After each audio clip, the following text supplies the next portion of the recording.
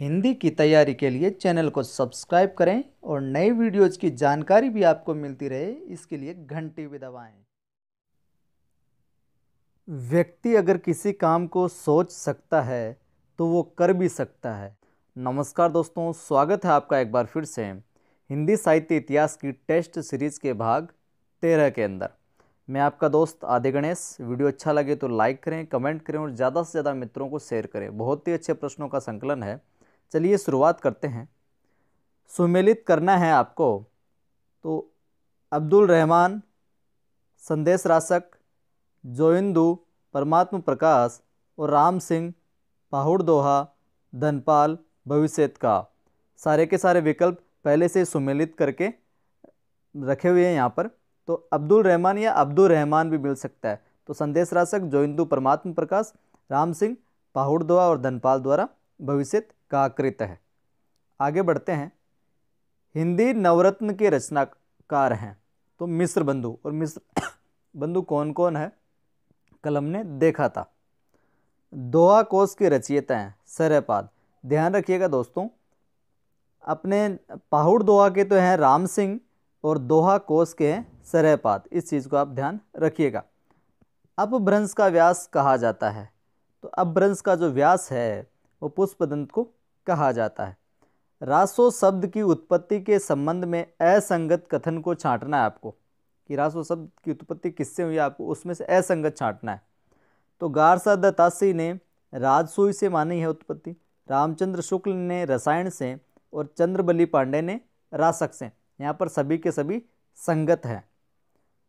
अब्दुल रहमान या अब्दुल रहमान कृत संदेश रासो जो इनका ग्रंथ है, इसके अंदर कितने छंद हैं? कुल 216 छंद। विद्यापति को श्रृंगारी कवि मानने वाले कौन कौन है? तो रामचंद्र शुक्ल, रामवृक्ष बेनीपुरी और रामकुमार वर्मा जो है विद्यापति को श्रृंगारी कवि मानते हैं। वहीं आगे हम बात करें तो भक्ति काल को धार्मिक काव्य नाम किसने दिया था? तो रमाशंकर शुक्ल रसाल ने भक्ति काल को धार्मिक काव्य नाम दिया था। वहीं रीतिकाल को रीति श्रृंगार काल किसने कहा?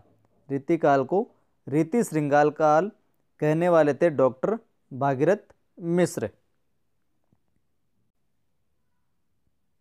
अपभ्रंश की रचनाओं का अंत हमीरासों से मानने वाले आचार्य हैं आचार्य रामचंद्र शुक्ल। आचार्य रामचंद्र शुक्ल कहते हैं कि अपभ्रंश की जो रचनाएं हैं उस अपभ्रंश जो है उसका अंत हमीरासो रचना से होता है। वहीं वज्रयान में निर्माण के सुख का स्वरूप सहवास सुख के समान है, ये कथन है आचार्य रामचंद्र शुक्ल का। रामचंद्र शुक्ल कहते हैं कि वज्रयान में जो निर्माण के सुख का स्वरूप है वही सहवास सुख के समान है। भाषा की दृष्टि से कीर्तिलता प्रसिद्ध है। भाषा की दृष्टि से तो कीर्तिलता प्रसिद्ध है और वहीं काव्य सौंदर्य की दृष्टि से विद्यापति पदावली है। यह कथन किसका है? डॉक्टर बच्चन सिंह का। विद्यापति अपरूप के कवि हैं, ये किसने कहा? डॉक्टर बच्चन सिंह ने। डॉक्टर बच्चन सिंह कहते हैं कि विद्यापति जो है अपरूप के कवि है। सिद्ध साहित्य से हिंदी साहित्य का आरंभ मानना पूर्णतः युक्ति संगत है, ये किसने कहा था? डॉक्टर नगेंद्र ने।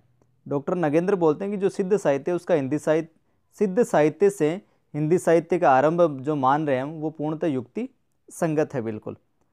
सिद्ध कवि हिंदी काव्य धारा के प्रथम सृष्टा थे, ये कथन किसका है? राहुल सांकृत्यायन का। और उन्होंने सिद्ध सामंत काल भी किसको कहा था? राहुल सांकृत्यायन ने। वो आप बताना। मैं आधुनिक भाषा साहित्य का विवरण करने जा रहा हूँ, संस्कृत के ग्रंथ रचना करने वालों का विवरण नहीं दे रहा हूँ, ये कथन किसने कहा था? ग्रियर्सन ने। किस जैन कवि ने स्वयं को अभिमान मेरु कहा? तो पुष्पदंत ने स्वयं को अभिमान मेरु कहा। जोई जोई पिंडे सोई ब्रह्मांडे, ये पद किसका है? गोरखनाथ का। नाथ साहित्य के सर्वाधिक समर्थ व लोकप्रिय हठयोगी थे गोरखनाथ। वहीं बीसल देव रासो व परमाल रासो किस प्रकार के काव्य हैं? तो एक प्रकार से गीति काव्य है। तो शुक्रिया दोस्तों, ये थे आज की इस वीडियो में कुछ विशेष प्रश्न। अच्छा लगे तो लाइक करें, कमेंट करें और ज़्यादा से ज़्यादा शेयर करें।